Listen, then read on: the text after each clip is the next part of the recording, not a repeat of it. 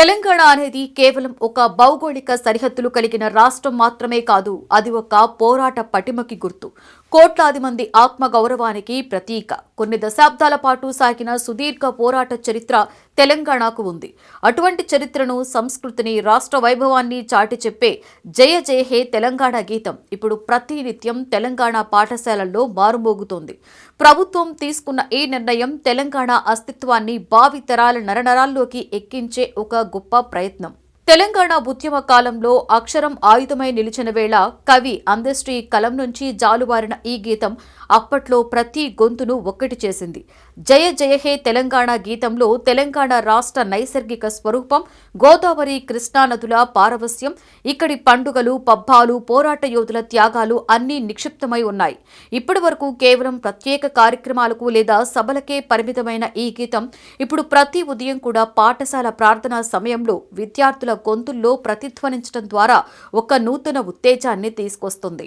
ఇంతకు ముందు తెలంగాణ గీతం ప్రత్యేక సందర్భాలలో మాత్రమే వినిపించేది. పండుగలప్పుడు, రాష్ట్రోత్సవాలలో, సభలు, సమావేశాలలో ఈ పాట మారుమోగేది. కానీ ఇప్పుడు ఆ గీతం నేరుగా పిల్లల గొంతుల్లోకి వచ్చింది.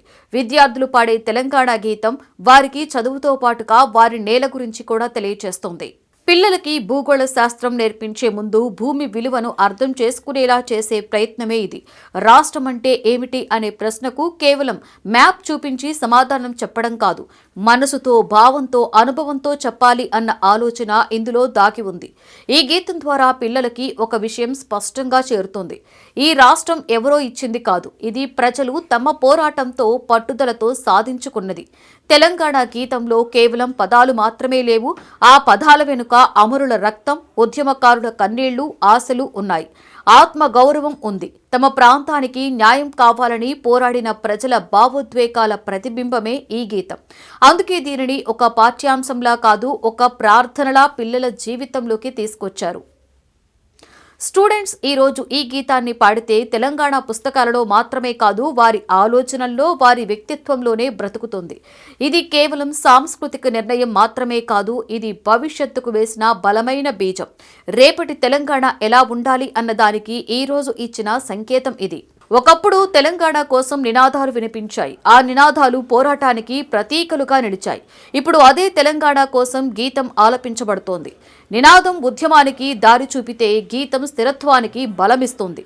ఈ మార్పే తెలంగాణ ప్రయాణాన్ని స్పష్టంగా చూపిస్తోంది. నినాదం ఉద్యమానికి దారి చూపితే గీతం స్థిరత్వానికి బలమిస్తుంది. ఈ మార్పే తెలంగాణ ప్రయాణాన్ని స్పష్టంగా చూపిస్తోంది. నేడు పిల్లల గొంతుల్లో వినిపిస్తున్న జయ జయ హే తెలంగాణ రేపు వారి చేతుల్లో తెలంగాణ భవిష్యత్తుగా మారనుంది.